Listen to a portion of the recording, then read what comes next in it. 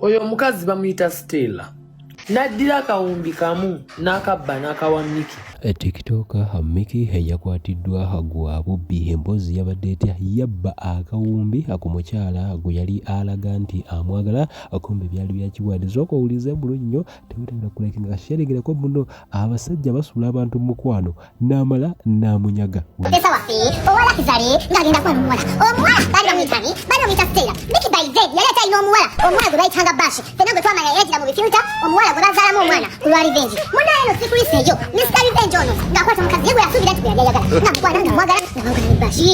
Eyo ekikigwe munaye n'omuwala kumbe yali munikiri wa Don Chris. Kati munaye Don Chris ng'akulemeza Don Chris ng'alogamu nabiwuliddemu. Don Chris alina omugaga gwe yagendako era buli gy'akuba emmeeza ng'agamba alina okusesenya Mikey mukazi gwe yamubako. Ekikigwe munaye no ate kwabadde bembuuza endukuwa mbuzaawe tambuza ng'enza ekikigwe kwabadde kulwa munaye no sitere oyo omunyarwanda polisi ng'emubaka mbuuza bamubaka ku lwokuna lwa wiiki ewedde bwe bamubaka ne batandika okumukunyakunya nga bamubuuza sente ze yabba mbuuza zaali sente meka kawumbi aka bamaze okubba akawumbi batandise okwejalabya batandise okukasasanya batandise awo okuvuma buli kiramu. Mikey kavume mukazi gwe yazaalamu abaana noli kavume Don Chris bannange ekyali awo nkutidde gweobadde tolumanyi nkutidde ekikigwe munaye no sikuliseyo nga batandika omukunyakunya bamubuuza sente ziriwa akawumbi wakateekawo sente nnyingi nnyo nga bali ku polisi olwo ng'atandika okumuza ku mutono agamba sente nazikwata nenziwa Mikey since too stupid era omwana okumanya ni since too stupid sente ze yazikwata n'atandika ezimu zigula mu Range Rover endala n'azinvestingi mu ttaka bakubira Mikey since too stupid bamuyita Mikey asooka agaana asooka yeepima atekayo status awo nga akapiira kabadde bakweka awo naye agamba namuteka nenda bakapiira biki status z'abalala status ku snap ne ku WhatsApp mujjukire ebintu bya posta munaye no Mikey nabamubaka ku lwokutaano lwa weekend wedde ng'asulayo munda mu kaguli kyentegeeza yasulayo munda ekikigwe madamu Revenge olabika ologa madamu Revenge kino kyotandise okukola Mikey batya ekikigwe munaye no ng'asulayo nga bawoza Mikey vidiyo zino zipositinze Mikey nga yeeyama okutandika okusasula ku ki kusente era abagambye ye ettaka lye ali lwedde okulitunda yeetekamu ez'okusente ate nga zikusinza ezatwalibwa era teyewakanye yazitwala egambe nyazimaokusenga money by false pretense omukazi yali mulavu n'akwata sente n'azikola ki n'aziva kaza nga Mikey yamutema alinda bit ngera Bashi bwe yali alitumye ne bitamukkiriza tukola ki tumalirayo ekikigwe komenti na comment section ogamba ekikigwe yebashege tekawaawo wandika nti yebashege Mikey akoze shege ekikigwe nange okwangana omuyakiriddwa omulala nkutte omwaka nebwegugwawo kanebwegugwa fireworks ndikumbi ekikigwe wuzi Chokola wamugambe okusimayo if you can live God in the family, opposite to church. Stop on the church, so I'm praying with that. I'm going to kiss one.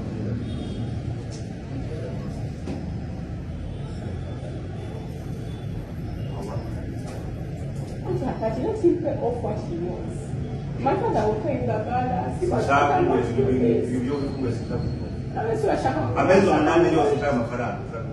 But I've been paying you.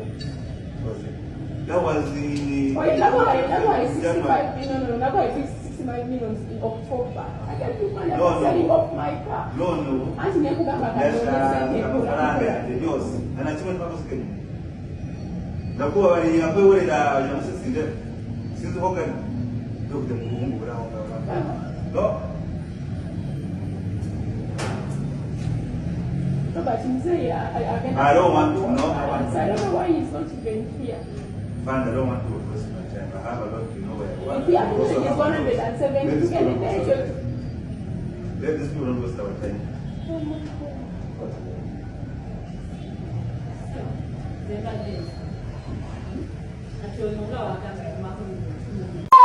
ekikigwe anti omukazi eyamusimba atandise okumusimbula babobuli ekikigwe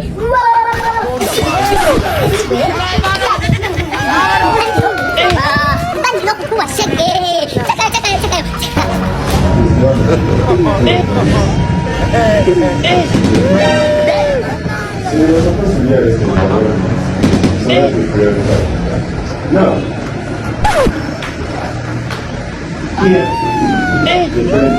That means that's why We have 2 weeks. Oh, we have 2 weeks. And she gave me 170. Let's remember that man. I won't come. But I can also say we go. I don't waste the money. Seems too stupid. Mukwano tula kabira bule chiberenge bule amazi malo kulukuvira ku ntono ekichi mwena eno sikulisiyo mwana mulezi Mikey gwe mumanira professor waffe kati omukazi Mikey gwe yabba njagala mugoberere wamutategedde mu mbuuze omukazi Mikey gwe yabba ku bus yono Franka gwe yali ayogerako yoyo mukwe screenshot bana baffe mu recording ate mu postinge omukazi yoyo Mikey gwe yabba doni kulisi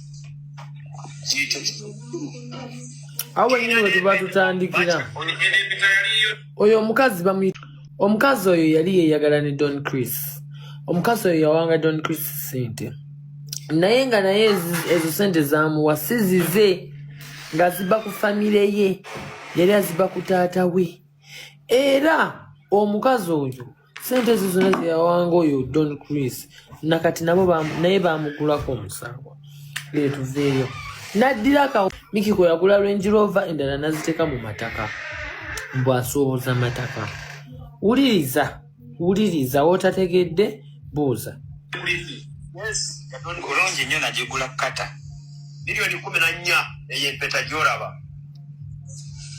abawolo banna mutalo ngululi wakati yona nabyo muwambako Mikey seems too funny bamukutte ali ku poliisi wenjogerere essaawa za kaakati allegedly ag'omunkuubo gagamba mbu yafera mwana muwala miliyoni 800 Uganda gwe mwavu nno ali eyo yafera mwana muwala miliyoni 800 ng'amulimba omukwano mb'olwamalaawo ndowooza n'aziri omwana muwala kati ndowooza yatandise okuzibanja ayagala ssente ze waliwo ka video akasiniikinze oba Mikey abadde ne nnyina nga batudde ku poliisi bwe bamubuuza kajojojo w'ebibuuzo omwana muwala we yeekalakasa I want the money njagala ssente simanye ssente za kitange biri awo bingi ga mu nkuubo tebinnakakasibwa naye nga tulinde bikakasibwe naye nga bye bigenda mu maaso ssaawa za kakati tusabire Mikey baleme kumusiba aliire Christmas wabweru gonna gennaaba nfunyeewo nja kujjanga bawe Mikey gwe yagamba mbu yamuzimba kansindikire maada webale abaana baba ne information ku ground omuwala bamuyita Stellah era mbu Mikey yajja n'agamba mbu Stellah ye yamuzimba ndiwo kubategeeza eyazimba Mikey ali mukomera lwa kuzimba Mikey baira abaana abobuwala abandaba ndiwo kubagamba bino ebigambo abavubuka kati balabuka abavubuka bakozeseza ddala munjikira biri ebiseera abawala we bakwatanga abasajja n'okozesa omusajja n'azimba ewammwe omusajja n'atwala baganda be Bulaaya omusajja n'akuzimbira ennyumba omusajja nomala n'omwefuulira kati abavubuka bye bakula eno stock eno eriwo eno stock eno eriwo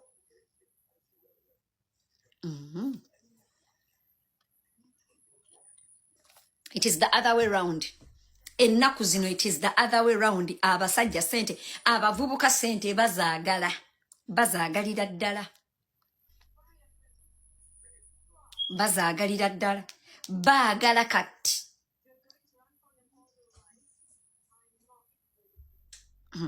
abaana abalenzi kati bayingira ne mu bufumbo ne bafumba nogende wabwe n'omwanjula eno week waliwo okwanjula okuliwo kukyala bagenda kukyala ewa mwana mulenzi ne mutumanyidde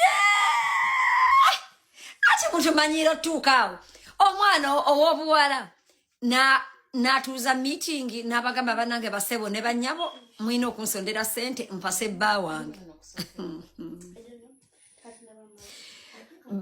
bamaada mbadde nsaba mukkirize nfune omusajja munsondere sente nange muwasi. Era kati wano wetuli naddala ffe abantu abakozekozeko ku mannya in whichever oyinza okubeera ng'erinnya walikola infamously. Kasita tubanga tusobola otuuza abantu ne batusondera sente. Nze mbadde nsaba mukkirize bannange nondo omusajja mutuule musonde sente mpaso temugamba beki abantu tebasonze sente ku mukolo gwa beki. Abaana abalenzi kati baalabuka. Omwana omulenzi agenda okujja okukyalira mu apartment y'omusindikira transport. Omusindikira transport najja oyina nomuwa ezawuba ezimuzaayo. Abakazi abasobola ovaayo nangamba gwe Mikey nakuzimba bali babiri.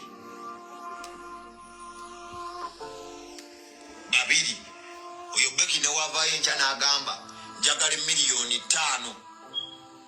Nina kye nakugattako wallahi bitalayi ku lwali lanzimuwa. Tuwulira. Omulala bamuyita Stellah. Stellah ne Stellah amwogedde ayogedde abawala babiri. Beki ne Stellah kati bakugambye ali mu kkomera bamuyita Stellah. Ndiwo okubategeeza mbuno Stellah eyazimba Mikey ali mu kkomera olw'okuzimba Mikey. Gamba nti haleluya. Yamuzimba ddi era atya ezo sente z'owulira. Tuyinza no kubeera wano nga yeyo estate ey'ematugga gye boogedde. Mujja kukitegeera.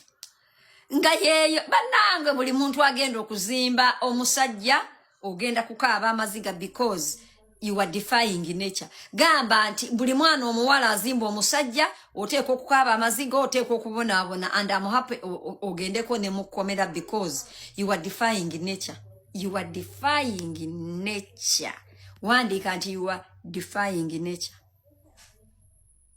Hey, because by nature omwana owobuwala ayina okuweebwa ne bamuzimbira amaka ne bamukolera aka business kati yemwe mubikola the other way around. You are defying nature. Era nze Mikey bw'oba ompulira. Mikey simuzi 2Funny. Mikey bw'oba ompulira Mikey tukwegayiridde. Tokwata muwala oyo muwa sente. Tokwata muwala oyo kumuwa sente. In any case bw'oba osobola use that money to marry another woman. Yes. Mikey tukusaba fenga abakyala. Omuwala oyo togeza n'omuwa sente. Balina okuyiga. Kasito on'omuwa sente abalala tebajja yiga Mikey omusajja tomuwa sente.